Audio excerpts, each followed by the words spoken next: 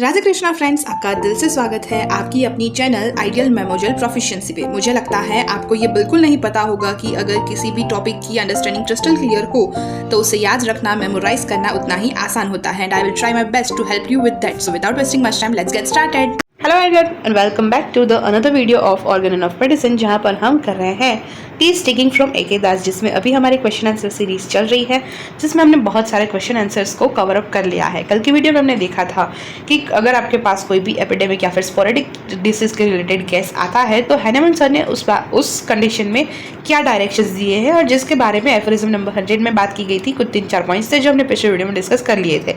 आज हम बात करने वाले हैं how to obtain the complete picture of an epidemic disease. तो एपिडेमिक डिसीज है, उसका कंप्लीट पिक्चर हम कैसे बना सकते हैं। पिछली वीडियो में हमने जो डिस्कस किया था वो था directions regarding the case taking. अब केस बन गया है तो हम कंप्लीट पिक्चर उस केस में से कैसे निकालेंगे, उसके बारे में बात की गई है। First point is, it is only possible by a close observation of several cases of every collective disease by which he can become conversant with the totality of its signs and symptoms। मतलब ये तभी possible है जब आप ध्यान से सारी चीज़ों को, सारे केसेस को ऑब्जर्व करोगे। Every such collective disease by which he can become conversant with the totality of signs and symptoms। यानी कि एक डिसीज है, सपोज कि कोई भी आप एपिडेमिक डिसीज हुआ है, जैसे कि बारिश के टाइम पर कोल्ड या फिर फीवर का होता है, या फिर ज़्यादातर बारिश में भीग जाने की वजह से फीवर आ जाता है, सर्दी हो जाती है, डेंगू हो जाता है मच्छरों की वजह से। तो अगर एपिडेमिक चल रहा है उस टाइम पर उस चीज़ का, तो अब आपको उसकी एक टोटलिटी बनानी है, कंप्लीट पिक्चर चाहिए। तो आप क्या करोगे, को क्लोजली ऑब्जर्व करोगे जो भी आपके पास अभी तक केसेस आए हैं उनको, जो भी आपके फ्रेंड्स फैमिलीज़ के पास केसेस आए हैं उनको। सो आप सारे केसेस को ऑब्जर्व करने के बाद आप उस डिसीज की कुछ कलेक्टिव चीज़ों को देखोगे जो सारे डिसीज में प्रेजेंट है। सो उसके बेसिस पर आप एक जो सारे डिसीज में प्रेजेंट है उसके बेसिस पर क्या करोगे, टोटलिटी बनाओगे।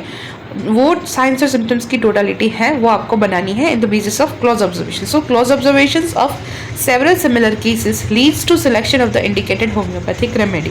यानी कि अगर आप क्लोजली ऑब्जर्व करोगे सिमिलर केसेस को तो उसके बेसिस पर आप एक टोटलिटी बनाओगे जिसमें सिमिलर साइंस और सिम्टम्स सारे केसेस में प्रेजेंट है उसके बेसिस पर, और उसके बेसिस पर आप एक इंडिकेटेड होम्योपैथिक रेमेडी को सिलेक्ट करोगे। हो सकता है ये सेवरल ऑब्जर्वेशंस पे के बेस्ड पे आपने जो टोटलिटी बनाई उसके बेस पर आपने जो होम्योपैथी रेमेडी को, इंडिकेटेड होम्योपैथिक रेमेडी को सिलेक्ट किया, वो आगे आने वाले और भी केसेस में हेल्पफुल हो।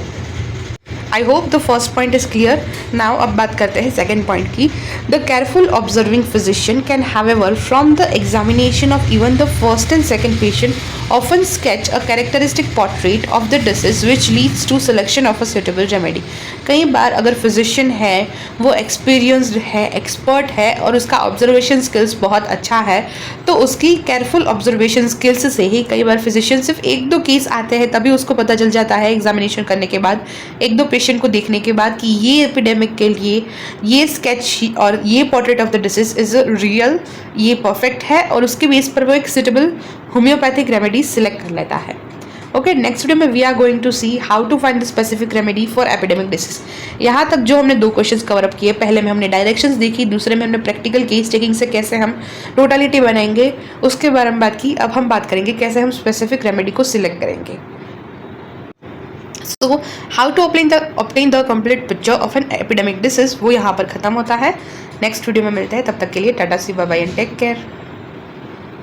Thank you so much guys for watching this video till now. Also give your valuable feedbacks and suggestions in comment section, और हाँ, like करना, share करना and subscribe करना गलती से भी मत भूलना।